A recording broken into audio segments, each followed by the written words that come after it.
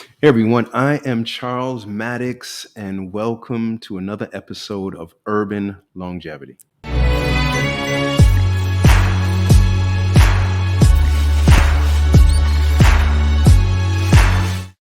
All right. I'm excited to be back again. We've been having some really great podcasts, and always looking to expand the conversation. I think that at times some people add different perspectives, and whether it's from research or technology or experts in, let's say, the doctor side of things. So I think that we're growing, and it's exciting. And I think that, the good thing about it is that it's catching on, and we're reaching new people, getting information that to a lot of people that most likely may not have seen or heard about longevity and the breakthroughs and all the amazing things that are right around the corner for those who want to live longer, healthier lives. And it should be accessible to all people, and that's the thing I love about what we're trying to do here.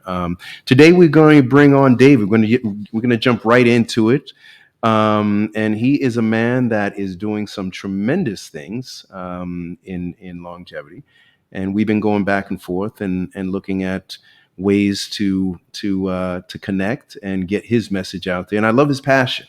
This is our first time actually having a good chit chat by Zoom here, StreamYard here. But I'm interested in hearing more. David, how are you, brother? Great, Charles. How you doing? I am unbelievable today. What part of the world are you in, David? Boston area right now. I mean, it's always Nice. moving, but yeah. Yeah. You are traveling. Yes. Let me see. Last weekend I was in New York on a panel of physicians. It was a physician-only conference. I'm a physician, and that was in New York City. And on Tuesday, we fly over to Lisbon. That's Portugal. A few Mm. days later, it's Germany. In June, it'll be Dublin for the Longevity Escape Velocity Conference with Oh my. Aubrey de Grey on a panel with him and an author. It's going to be a lot of fun. But Yeah. that's something I love about what I do. I get to meet people and travel. Well, tell our audience a little bit about yourself, and also the name Doc and how you got that. Okay, so it's something I coined. I guess a little bit of a background. I'm a physician. I'm also a PhD, and basically, I've been interested in longevity my whole life. So I was sort of into my own and my family's health from the very beginning, and that's a little bit of a dangerous combination for someone with a PhD and a medical doctor. So I'm a board certified dermatologist, but I had this kind of small niche of clients and family and friends that I was taking care of in longevity medicine. And I thought, well, I'm a board certified dermatologist. Why don't I at least share with the world what I'm reading for this small group of people? Yeah. So I started on X, and I just came up with the name. I was anonymous at the time, and I called myself Aging Doc, or at Aging Doc One on X or Twitter. Uh-huh. And that started the Aging Doc moniker before I went public and started longevity medicine consulting. I love that. I love that. Longevity is making a splash right now. And I always like to play both sides, or kind of understand both sides. We understand the research is fantastic. We understand some of the breakthroughs are fantastic. But is it realistic in your time, for us to see tools, medicines, treatments that could actually help us in real time? I think it is. My orientation is evidence based medicine. I'm skeptical about everything. And I think it's easy to have, if you have an underlying belief, for you to have a confirmation bias. You look for something, so you find it. And a lot of my journey has been with a background in medicine, digging deep in the research and the literature to see kind of where we are, and increasingly to be a part of that. And basically, in the very beginning, there was a time when getting older was thought basically it's entropy. Everything is falling apart, like your car falls apart. And there's something to that. Biological systems are a little different in that they can overcome that entropy, but still, it didn't seem realistic. Like whales live as long as a whale, that's hundreds of years. Humans live less, and mice and dogs live less yet. It seems that something inherent, we fall apart. And yet it seems like that we're aging at different rates. Like if you look at an old dog, they're as young as young adults or kids, and they're getting cataracts in their eyes, they're getting arthritis. So there seems to be some underlying biology behind it, which has been a mystery until recent decades, whatever some of the drivers. The belief was basically, well, okay, even if a like an elephant or a whale can live a lot longer than a human being, shouldn't there be some, there shouldn't be like one way to, like a simple way. It's like really complex, like it's going to involve hundreds of genes, it's going to involve thousands of genes, and there's no way we're ever going to change thousands of genes and figure all that out. Yeah. And there was a discovery by Tom Johnson and then Cynthia Kenyon and some others that really started this process of more belief that we can influence the biology of aging. And what they found is when they screened worms, there was just one single gene, one gene. Mm. It got mutated, and the worm lived twice as long. That was like a shocker for the community, because we thought, it can't be so simple. It seems that biology has some potential shortcuts. So I'm not one to make projections in terms of what's possible over what time horizon. Mhm. I don't. I Like I said, I'm a skeptic. Yeah. I believe that, but what I do believe is that we've made a lot more progress than we thought we have Hmm. addressing the underlying biology of aging. So now we're actively testing. After the genetics, we looked for the pathways, and then we asked what molecules can affect the pathways. And now we've actually tested things like, for example, rapamycin has made the Yeah. news, where it increases the lifespan of not a worm, but like another mammal, like a fellow vertebrate mammal, a mouse, 50% longer.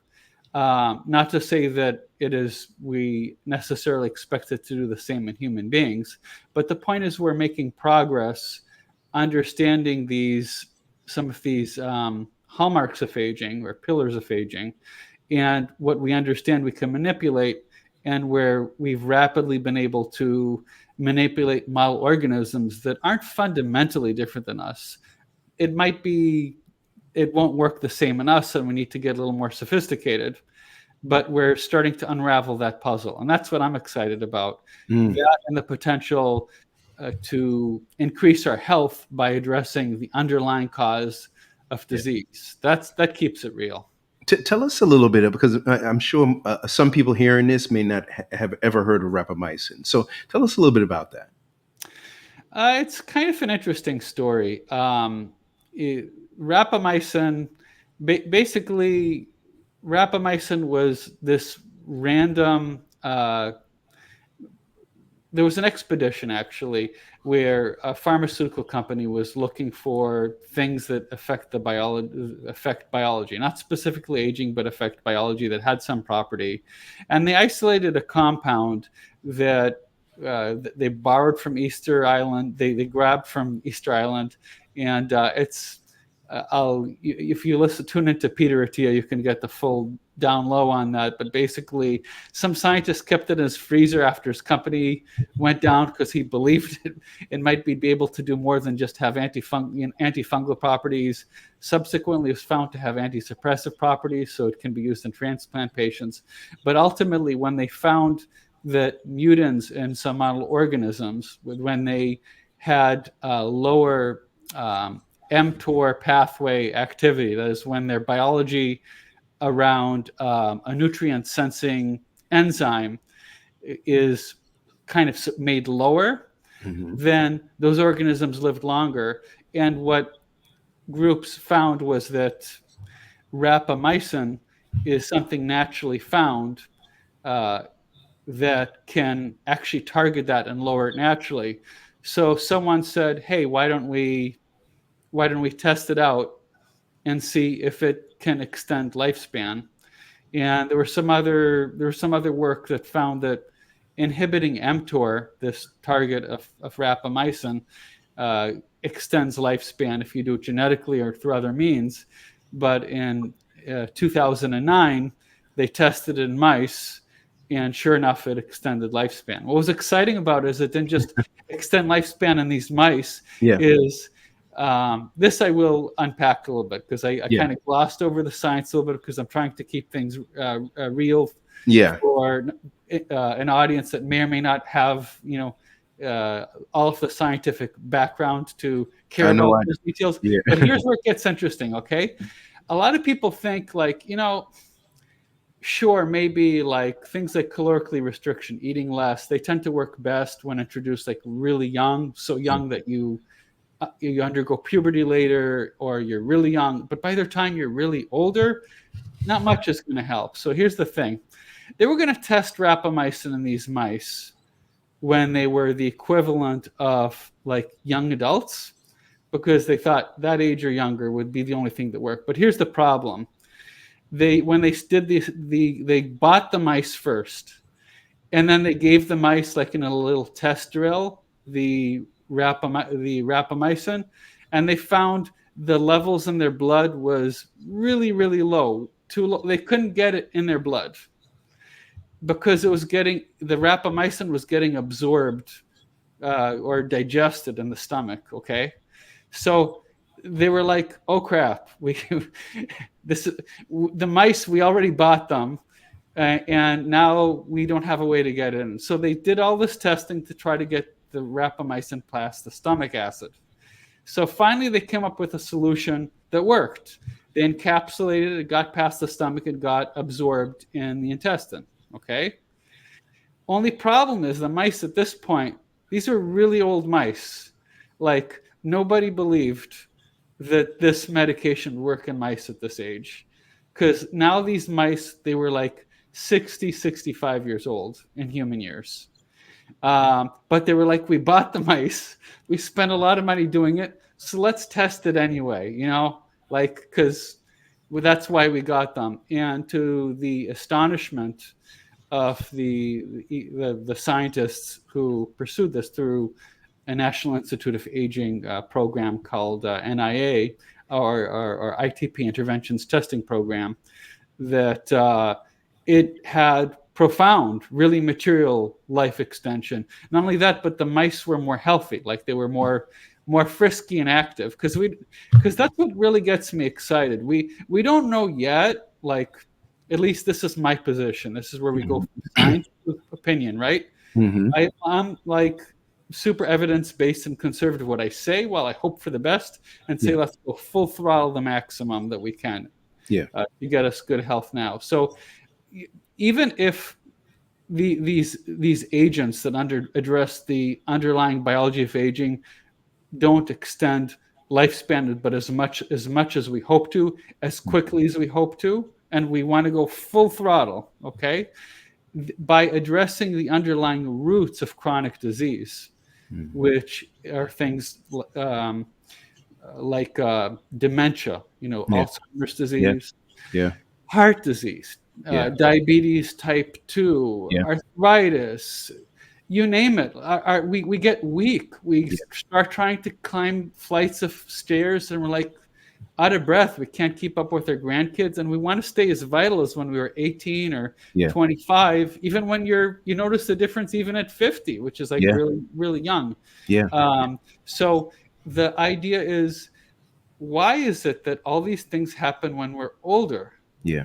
Why is it that cancer goes up exponentially? All these things. So they have an underlying biological underpinning. So rather than playing whack-a-mole, hitting all these different things separately and hitting them too late, say, oh, someone's blood sugar went too high, Yeah. let's start giving them insulin. Or Yeah. someone has cataracts in their eyes, we could do laser therapy on it. Yeah. Why not Yeah. ask, why is it that older people get these things? Yeah. Why not keep people healthy as long as we can live, as long as we want to live, and medical science is able to, but in our best of health. Yeah. And that's what gets me exciting, that these mice and these other geroscience models, they tend to promote just not just the lifespan in model organisms, but their health span, just Yeah. living life vibrant and full. So yeah, you mentioned neuroscience. Once again, that's why I love having so many different guests, because each one is going to be able to share some things that some of us have heard of and some of us may never have heard of. Explain neuroscience. Okay.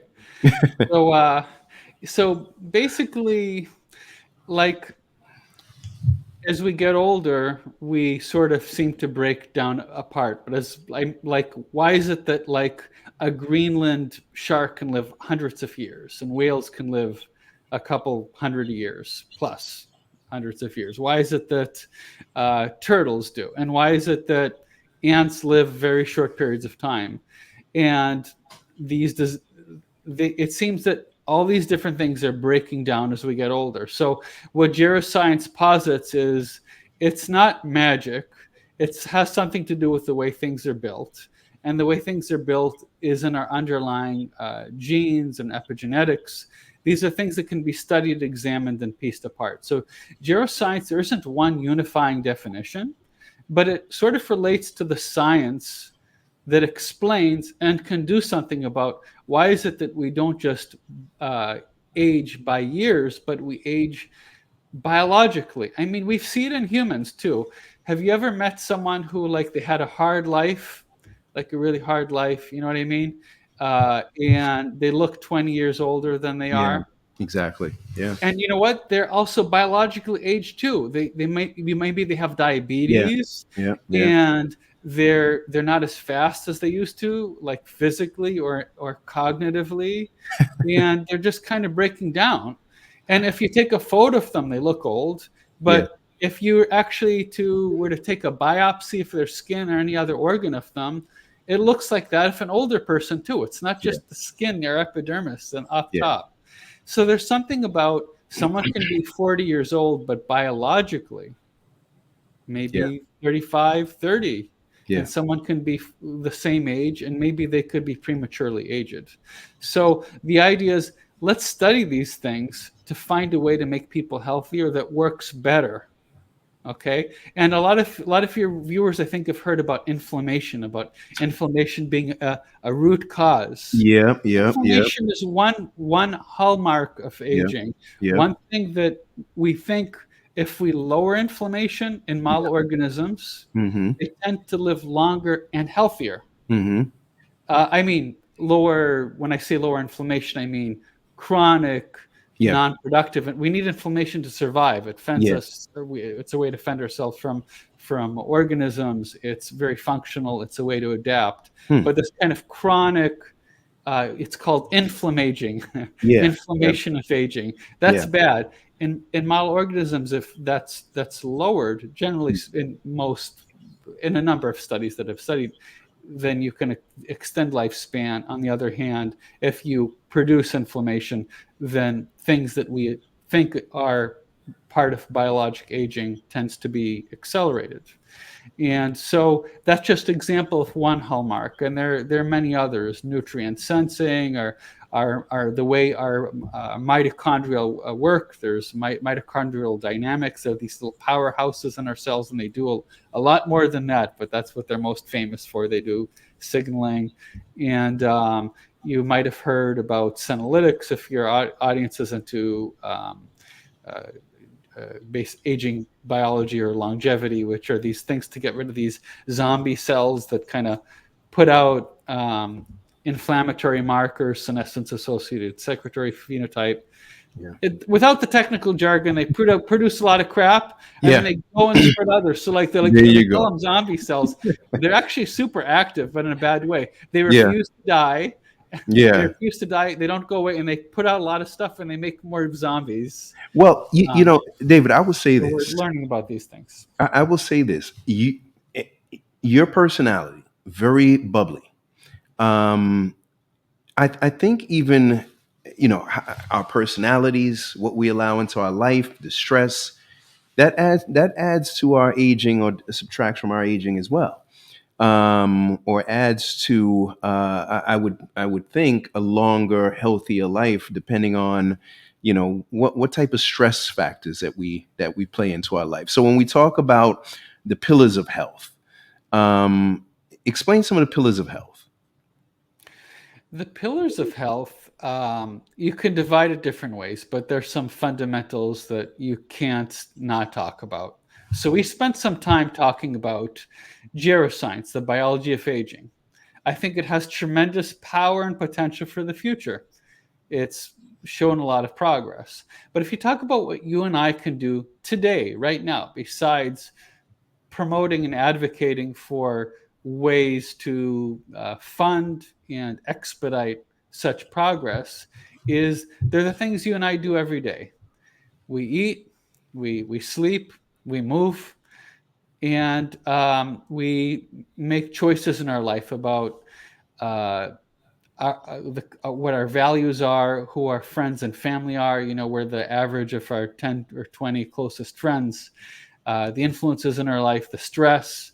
All these things are interconnected. Our whole biology is a dynamic, interconnected systems biology network where it all interacts. So, down to the fundamentals, one of them is move. And we could break that apart. There's times when we should be uh, ideally really challenge ourselves, like intensely for short bursts. Yeah, Other times where it's prolonged and we're using our aerobic capacity, we're breathing, whether it's jogging or just something we find fun, fun doing, like playing basketball, yeah, or dancing.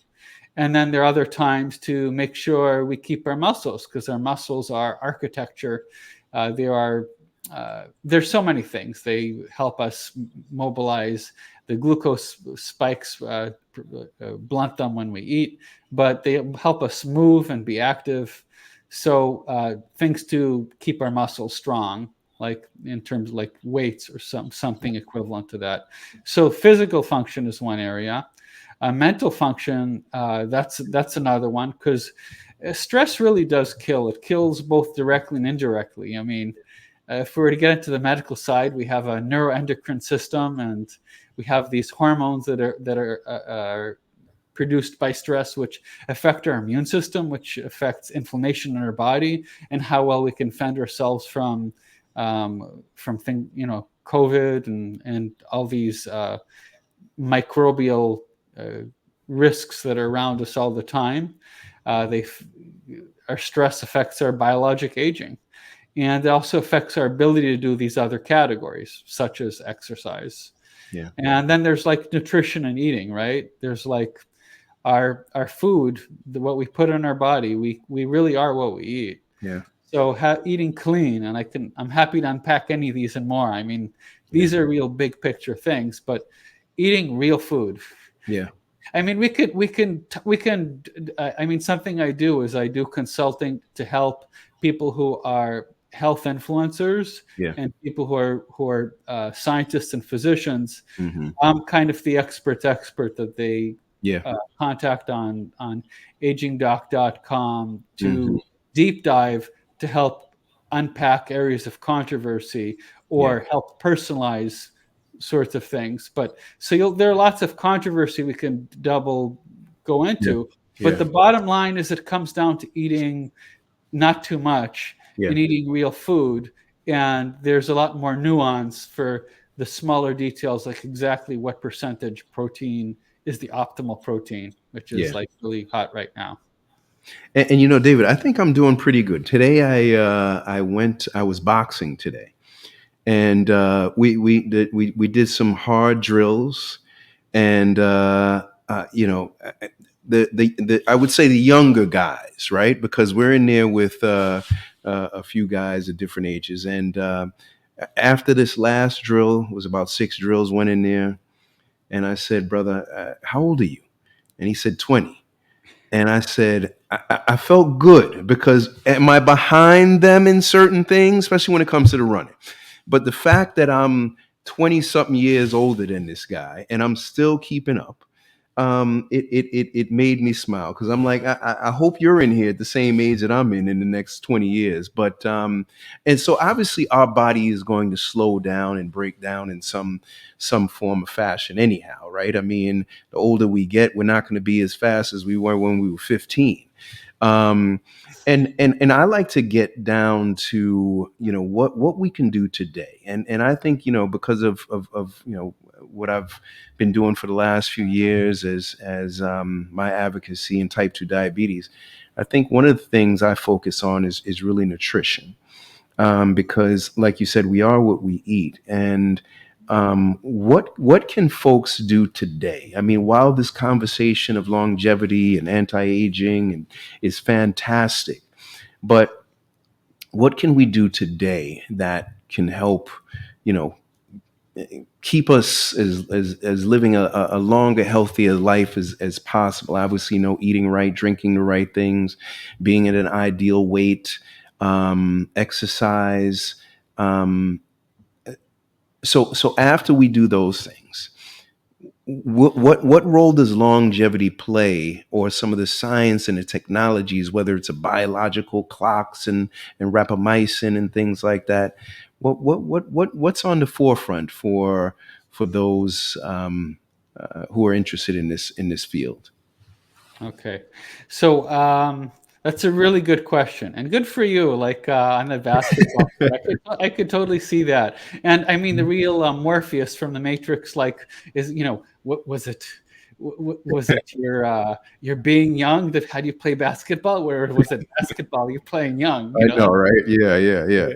No, So this one was boxing. This was yeah, boxing. oh, boxing. That's right. Yeah, yeah, yeah. This was I boxing. mentioned basketball. Yeah, yeah, Boxing, yeah. yeah, that's yeah, and boxing is really good for the brain. By the way, Parkinson's Wow. disease patients are Mm, actually boxing is one of the things that they're encouraged to do because it's wow. really challenging to think and anticipate and Yeah, react. yeah, yeah, And yeah, that yeah, actually yeah, gets us yeah, to answer your question, because we don't just want to live long. We want to really thrive. Like yeah, mentally, we want to be creative and energetic and excited yeah. about tomorrow, but we Hmm. want to not just get through and live longer. We Yeah. want to be able to be dynamic. So, first thing I'd say is let's start by optimizing the categories you said first. Hmm. Because it's one thing is like, okay, you know, I walked this distance, I did my steps, but Yeah. another is imagine for yourself the life you want to live when you're 80 years old, or whatever you imagine yourself when you're older, okay? Hmm.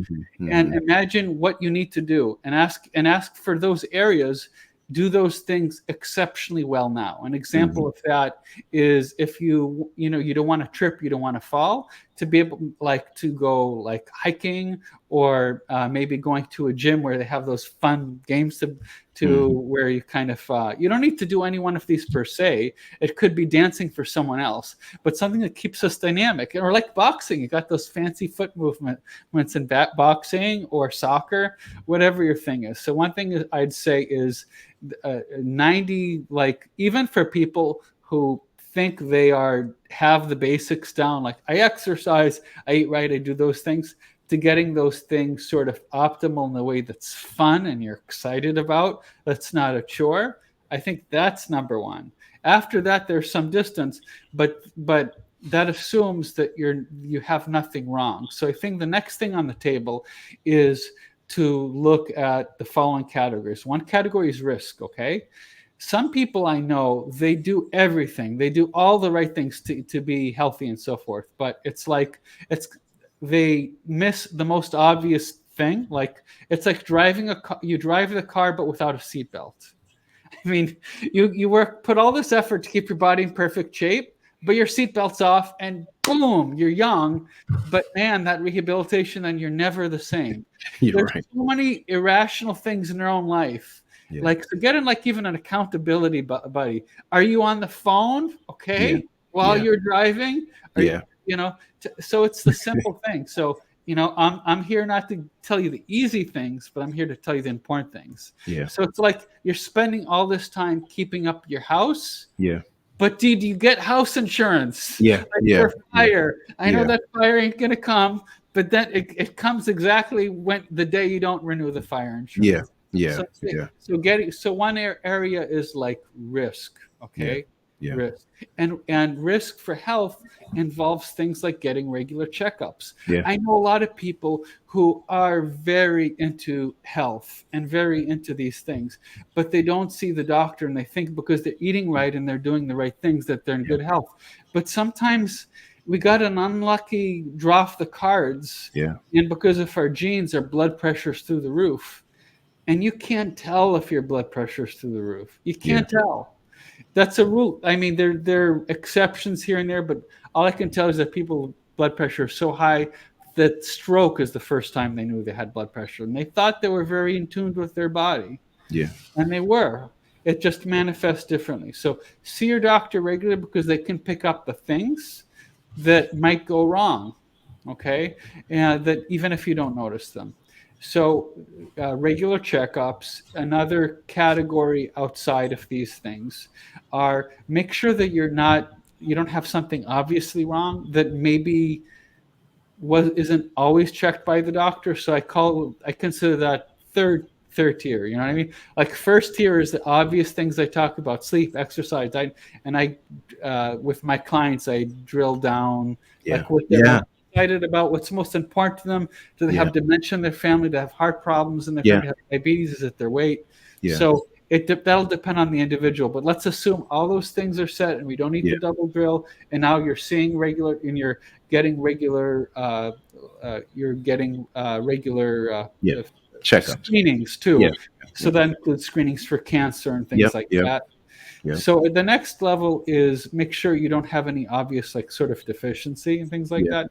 And I think that arguably can be as important as some of these others. Like a lot of us are vitamin D deficient, Yeah. but we never check our vitamin D That's level. true. That's true. And so I would see if you can get your vitamin D level with your medical doctor to order it for you, so you know where you are and where you need to go. Yeah. Right? Yeah. Because if you're deficient, and deficient isn't even the same thing as being optimal, which is above being at adequate, so you don't develop rickets. Yeah.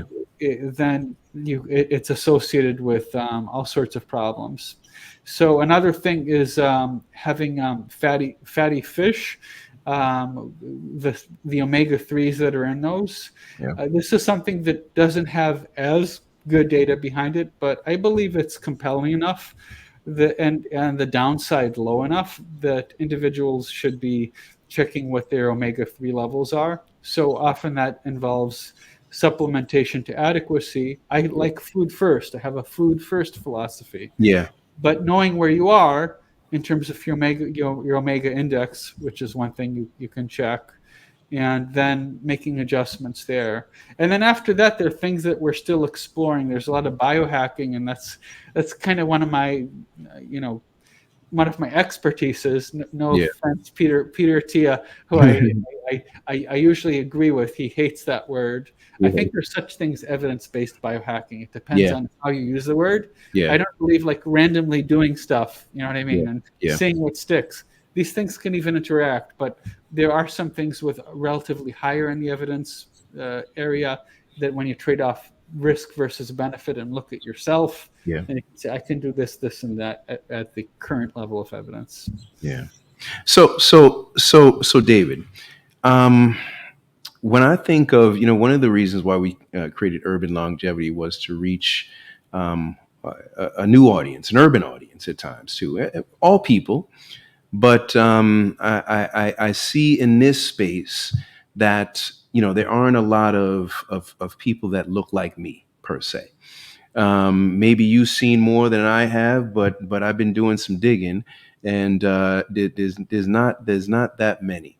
How do we reach a more urban or a broader audience with this message of longevity? Because you know we all need to live, all want to live longer and healthier lives, and it should be accessible to everyone.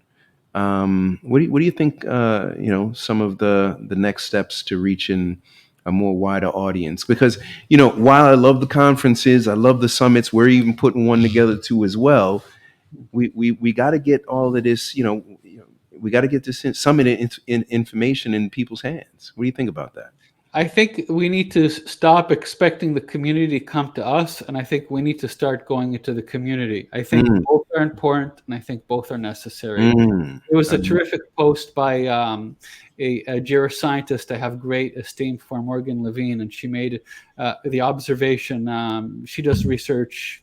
This is such an oversimplification, but she's among the areas she's known for is these kind of biologic aging clock type of Yeah, yeah, I know Morgan. Yeah. actually better validated. There are a lot out there that aren't Yeah. and it's She's they with require work, Altos. but it's definitely Yeah. uh, it's definitely showing great promise Yeah. and starting to be integrated.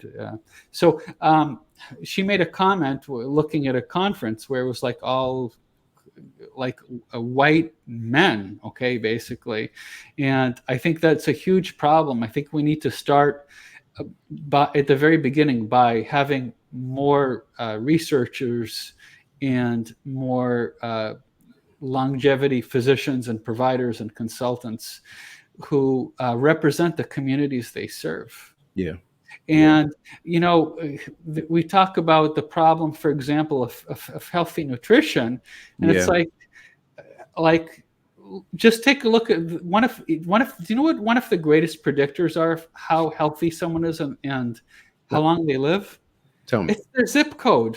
Yeah, of So what is course. it Of that's course. Of magic course. about when Of you course. cross a zip code Of course. that Of course. all of a sudden, Yeah. hey, we're at happy land? Yeah, you're right. It's socioeconomics, it's opportunity, Yeah. it's education, it's community resources. So we need to be entering these communities and we need to be building these communities, and we should be moreover empowering these communities to develop the infrastructure, the institutions, the access, because you can know, but that doesn't mean you access. If there's when you enter like a zip code or an area and it's like there are no vegetables there, it's all like or the price is inaccessible, or by the time it reaches that area, it doesn't, it's like the vegetable doesn't look like it's any good. It's like, that's old, Yeah. I'm having that. It's like this is like we need like a moonshot Yeah. for like I would like to see a world where we all have an equal opportunity to Yeah. live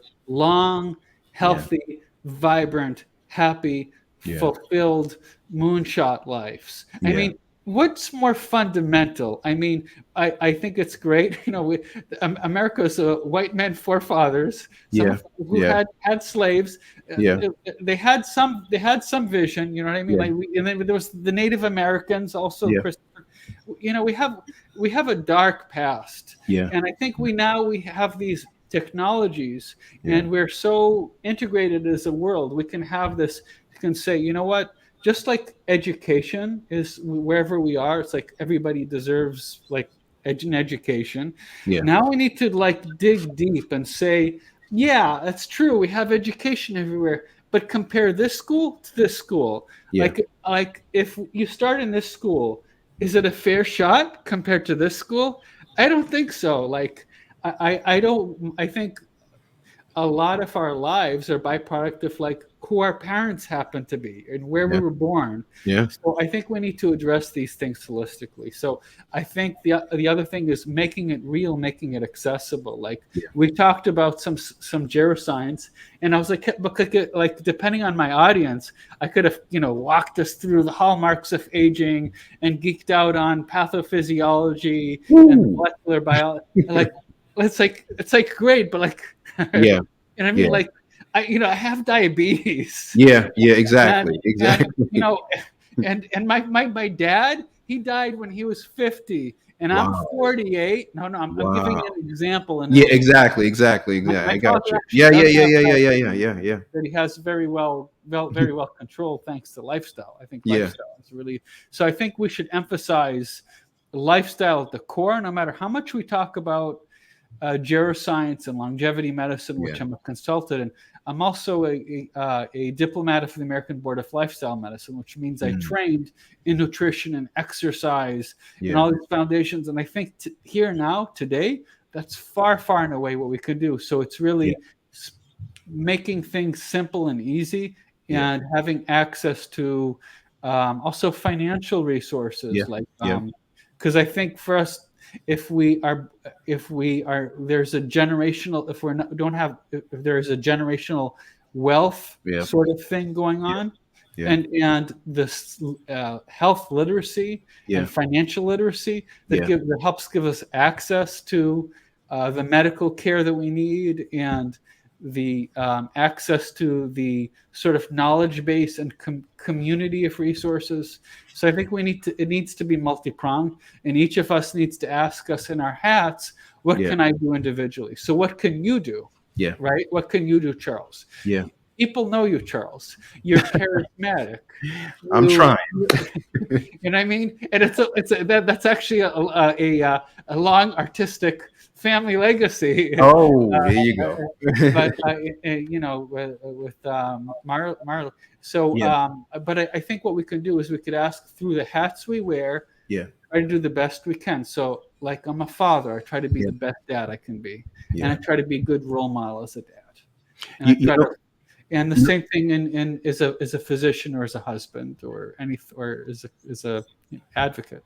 David, one thing I'm really glad about is that I do see a change in people wanting to really be healthy and actually taking the initiative and taking it into their own hands. I think many years back, it was just listening to what the primary care physician said, and that was gold. Now we see that, so many, new people on YouTube who have amazing information, who are so researched and studied and have really put a lot of energy into educating people.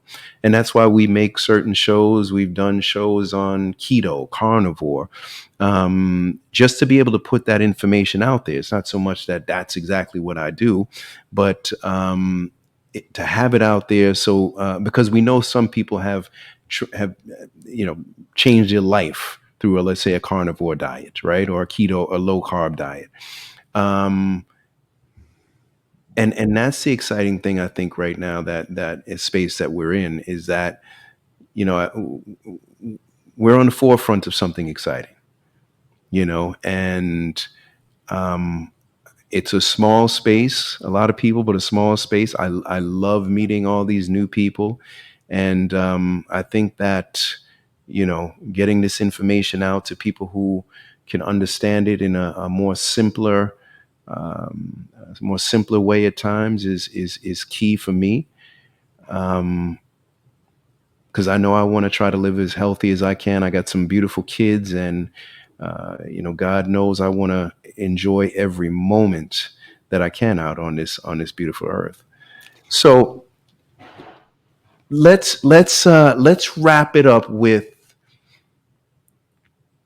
tell me what really right now, what excites you personally about waking up every day to be able to talk about some of these things. What really motivates you? That's something that actually dovetails really well, Charles, with Yeah. the difference that you've been making Yeah. through your role as a producer extraordinaire and Thank you, brother. director and all the things you do. Okay. Um, I'm excited about being impactful, and like you were discussing, you bring in people and to talk to people. You mentioned, like for example, low carb. I eat low carb myself.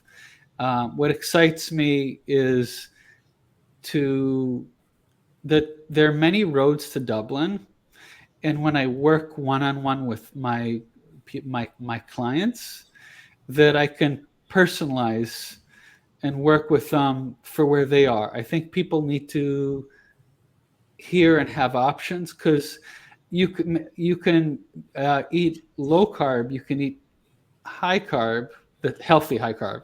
You have, no simple sugars, low glycemic index, and still lose weight and be healthy. Like in Okinawa, people eat 90% carb. Now, more people do better on on average a low carb diet than vice versa. But the idea is, some people do better one way and some people do the other. And so, what gets me excited in the morning is I work with a very diverse group of individuals. Yeah. They all have different needs, they all have different wants, they all have different goals and challenges. And being able to be there with them to help understand what makes them unique, what's on their mind, what do they really want? So rather than me just setting an agenda and say, I'll put you on the aging doc or Dr. Barzilai Yeah. or health span coaching plan, Yeah. it's like to really dig deep in an evidence-based way, but in a way that they have many options Yeah. to get to the same place. Yeah. Like we said, low carb, high carb, weight loss. Like Yeah. a lot of people, these low carb diets change their lives. Yeah. You know what I mean? Yeah. But you want to work with everybody. And Yeah. I think that's something we all need. We Yeah. all need to find people in our lives to help us with that Yeah. journey. Yeah. And so that excites me. Another thing that excites me is for the people who uh, I don't have as it's just a small number of people as Yeah. consultants, right? That I can try to be impactful in the field of lifestyle medicine, which is exercise, diet, Mm. nutrition, things accessible to everyone, Yes. which is like 99% Yes. of what you can do. Listen, I'm the longevity guy who's like, you can't get someone more excited about the research than me. I'm Yeah. telling you right now, Yeah. today, 99% Yeah. lifestyle. Yes. Don't like over fixate on what Yes. the rich and famous are True. doing, some of which they're actually hurting themselves, and be lucky you're not you You're don't have right. too much money to try this or that. You're right. You're right. Experiment on yourself and like, Yeah. you know what I mean? It's like Yeah. I've seen a lot of biohackers do really Yeah. stupid things Yeah. Yeah. and be worse off than if they never did anything. Yeah. So I am also excited about spreading word about what people can do, basic things Yeah. in terms of their health, Yeah. and make it specific. So work that into their schedule and routine, like how many minutes that, or Yeah. And I'm also excited about like a form of advocacy. I would say it's a kind of science Yeah. advocacy. You can easily get caught in a world where the ends justifies the means, where you believe so much that the world will benefit by having a lot of money thrown at things that are scientifically are likely to make progress Yeah. to go beyond, at least for right now, what we can say right now about today. You know, Yeah. I have, so I want to be the kind of advocate where I'm not saying I'm an agnostic. I don't know what science is going to do it, but Yeah. I can say geroscience Yeah. is one. It's Do you know what percent of the budget goes to it? 0.5% of the Mm. NIA, Mm. and Mm. yet like 80% of what kills us and makes us feel crappy Yeah. is either caused by biologic age, or at least biologic aging lets it happen Yeah. based on our observations. So for me to play a role advancing public awareness of it so that they can help create the resource for those things, and then I can promote without me having a particular company themselves. I don't sell particular products. I'm selling health. Yeah. I'm trying to help people Yeah. live healthier and have a better life, and that's super Mm. exciting Mm. to me. That gets me up every day. Well, I'm right with you, brother. I'm right with you, and I'm proud and honored to know you, and I love your Appreciate it. passion. I really do, and that's what moves me. I remember my uncle. You brought up my uncle, and he said, "If this life is just for me, I don't want it." Can you tell the And audience your uncle in case somebody doesn't know who your I uncle is? think everybody does, but it's Bob Yeah, Marley, and he said, "If this life is just for me, I don't want it." And that's I right. kind of feel like the same. I feel like that. We have and it's great to be around people who have a mission, who aren't just, we all have to make some money, but the you could make money in your mission of helping people too as well, and that's a beautiful thing. So um, we have some great things coming, and I'm looking forward to pulling you in on this. Got a call in a few about the Urban Longevity Summit, which Cool. I think is going to shape up really, really nice. Um, just had some great people reach out about another season, even though we've been talking to a ton of people about a season two, which I'm really excited about because I want to kind of expand. I think that what we did on this first season, which looks unbelievable, David. Honestly, it's breathtaking. I think expanding that and keeping that going allows us to be able to have all these wonderful people in this space be able to get this information out. Because we don't want to just bottle up something. If we've got that key, that potion to something, we want to get it out to as many people as we can. And that's what I think that where we could play a role is getting that message to people so that they can say, you know what, I'm loving this. I wanna be involved. I want to try this. I want to take my life and my health serious because at times I don't think there's certain people I could see that don't take this beautiful gift of life as serious as they should. And I don't know. I just love it so much, and I thank you, brother. And you'll be hearing from me. I'll be harassing you, David, and on top of us doing some work together very soon. And thank you for this episode, brother. We're here for each other, Yeah, and that's why we're here. And thank you for making it real. yeah. Thank you, That's David. why we're here. Thank you, brother. Take care. Bye And bye. I'll leave your information for everybody to see too as well. I'm excited. Take care. Yeah. Bye. All right. All right. Big thank you to David, man. Big thank you to David. That's what you gotta love. When you're able to connect with like-minded people, and that's what this show is about. Really connecting with like-minded people who want to see change. Life is good. Life can be beautiful. Um, and our health is probably one of the most important things that can make that life beautiful, right? You may not have as much money as we'd like. We may not be as sexy as we used to be when we were, 20. We may not have the fanciest car, but if we've got good health, everything else can come. And it's amazing that how many passionate people are in this space who really want to see um, a better future, a better life, a healthier life for those. So we gotta give them some props. So check out these shows that we're doing. To be honest, I want to start growing this. I wanna open up a little podcast studio. Yeah, see, we're in my apartment here in Tampa, Florida, but I want to open a podcast studio, make it real nice, get these guests on, make longevity in this conversation more mainstream. Um, and we've got, of course, a summit that we're working on, the Urban Longevity Summit, which I'm really excited about, and also working on some other TV projects for longevity. So stay in tune. People keep telling me press that subscribe, that like button, share. Let's get this information out. Thank you again for tuning in, and there'll be some other great episodes. All right.